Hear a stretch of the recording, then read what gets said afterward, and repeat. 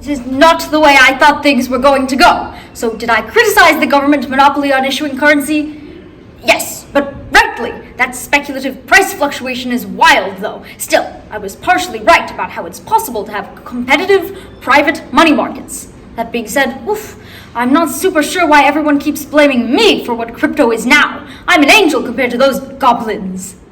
He's a deregulationist. That's like his whole shtick. Why would we place the blame on anyone but Hayek and his followers? Everyone thinks I did it. He did it. Everyone knows. He definitely did that.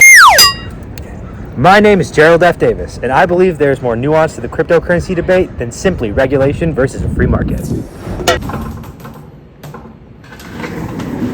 What's the progress, Miles? You don't know.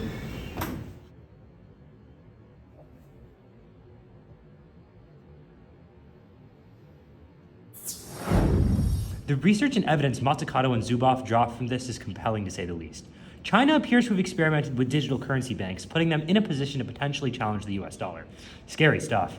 Just goes to show, maybe Maz has a point about that whole entrepreneurial state thing they're always on about. We get it. The state is integral for directing innovation. It's really such a problem that legal infrastructure to regulate them is hard to write. Best of luck, China.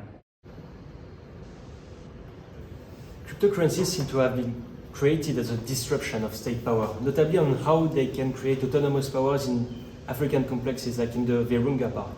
In fact, Africa may profit most from cryptocurrency, but we must remind people how this innovation comes from a long state of publicly sponsored cryptography research. You cannot just ignore the state.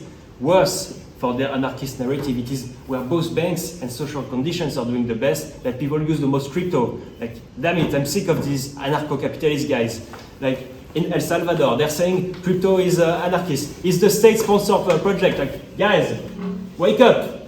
It's okay, Maz. People have to understand the global impact of his crimes. We're going to get him. I have to go.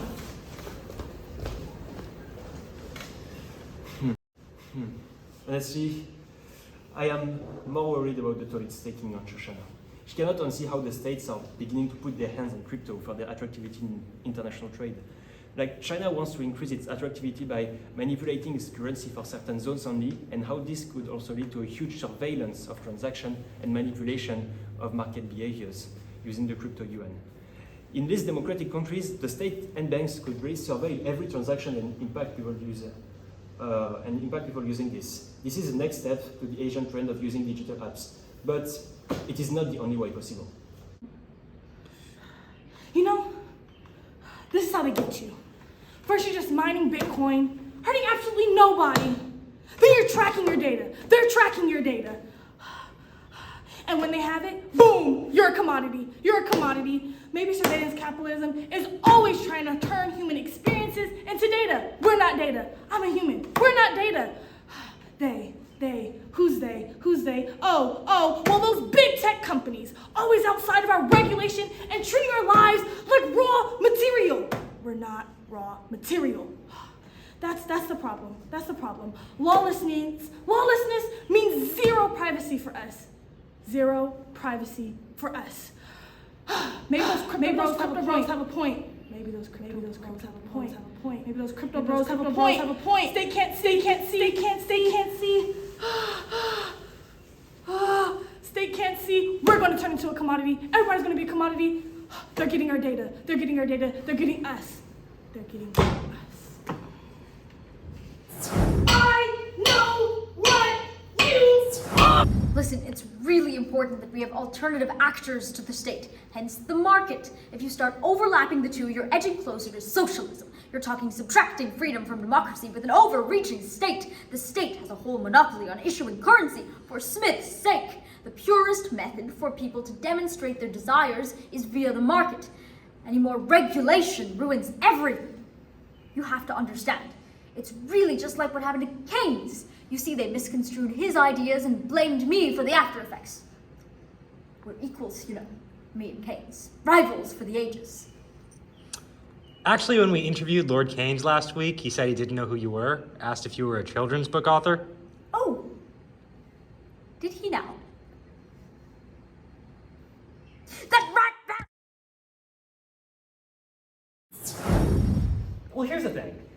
effect on the world is undeniable. He encouraged people to move away from the state and into the market, which is why some people say he predicted crypto. If you look at the economic sociology viewpoint for financialization, you can trace it right back to the Reagan era policy. And where you see Reagan, you smell Hayek. And look at where that got us. Hayek or not, crypto is used purely for making profit off of speculation and for black market transactions. The cryptocurrency project is deeply privatized and by the choice of its participants. Look at Bitcoin, whose value is affected heavily by the monopoly power of a single holder, which exists in an unregulated zone. The people hurt by this are direct victims of a Copernican revolution where financial ideas bleed into non-financial life. The money fever got them, and they're sure they'll profit after they surf over this next speculative wave. Like it or not, Hayek has some hand in all this. Maybe not in full, but we all know it started with him, even if he doesn't.